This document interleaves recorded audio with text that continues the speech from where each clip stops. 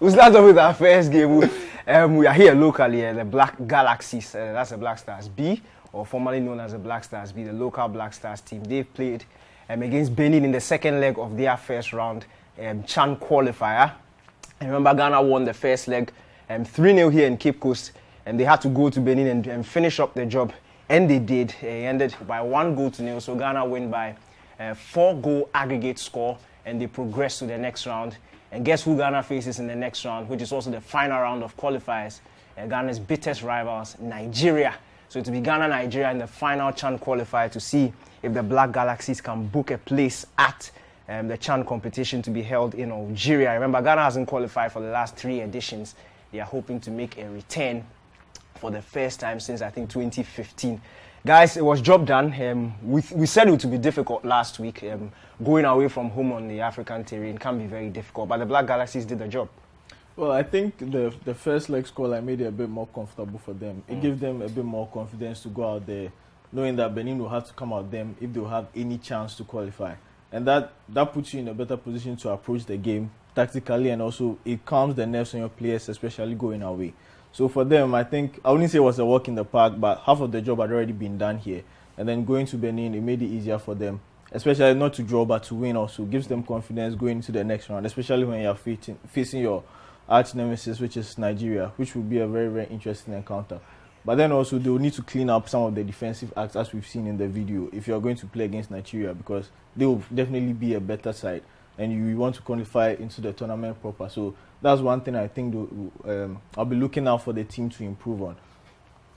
Susu? Well, I mean, like you said, even though we done have the job, you still expect them to be Benin. I mean, look at the quality of Beninese teams when they go to Africa. You don't hear much about them, but we have a rich history of our teams kind of performing well in African competitions. So, and considering these are local players, you would expect our players to do a good job. But it's good to see them get the win. It's good that they kept up the momentum and they got the win. You win 3-0, you win 1-0. It's a solid platform to build on going against Nigeria.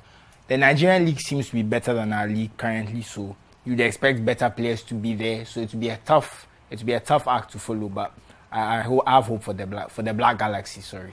Because the Black Stars B. Yeah, Black Galaxy. No, I have a problem with the name because a galaxy is a group of stars. Exactly. So I feel like the Black Galaxies, it means that they are higher than the Black Stars. It's a group of local stars. Yes.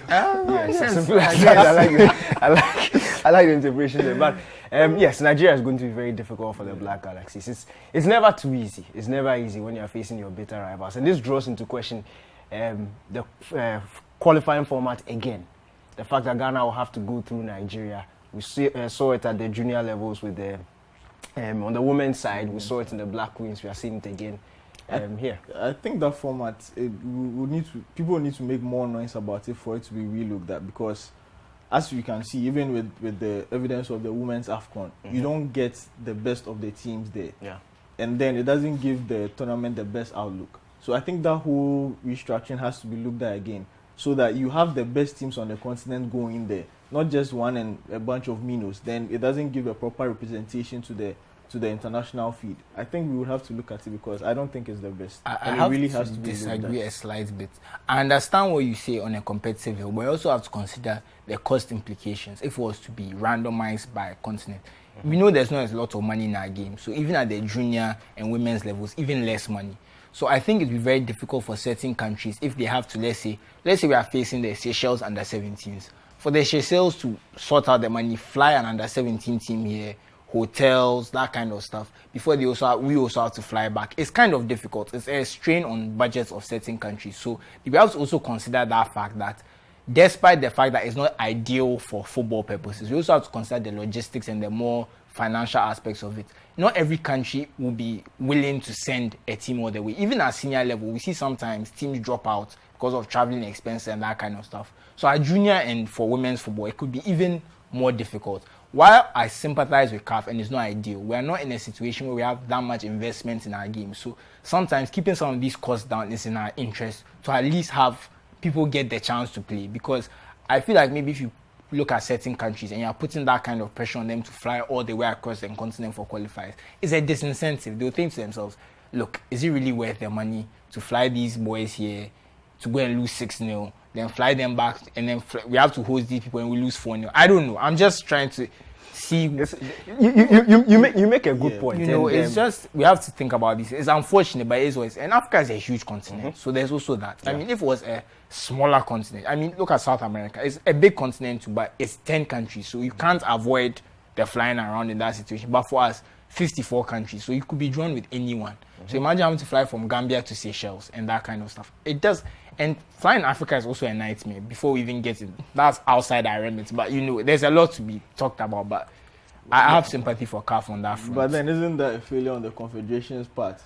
Well, and taking the easier route, structuring it such that it's easier for, let's say, countries that are close to each other to play, instead of investing more and then making the funds available to the other smaller nations so that then they can be more competitive. I think they have taken the easier route if I'm looking at it from that direction. Yeah, but you see, that's why I even brought up traveling as a thing. Like, let's say you're traveling to certain West African countries. So I get your point. There's no direct, like you have to fly here. In 2022, where we've reached, I don't think this is a good enough reason. Honestly, if you look at how far African football has come, I don't think it's a good enough reason now to be talking about finances and things. Yes, it makes sense, but I'm saying when we premise it at this stage of life, for me, I don't buy it. I don't disagree with you that we shouldn't be talking about it, but it is also the reality of where we are that it is a consideration. So we have to give CAF that credit. I agree. I prefer for it to be changed, free for all. You play whoever you have to play, but at the same time, you also have to consider that not everyone might be interested in the free for all and play whoever you have to play. They might think to themselves, "Look, it's not worth it. I can't afford this. I don't want to do this." So it kind of gives rules some people out from the get-go if we do that. Yeah. So.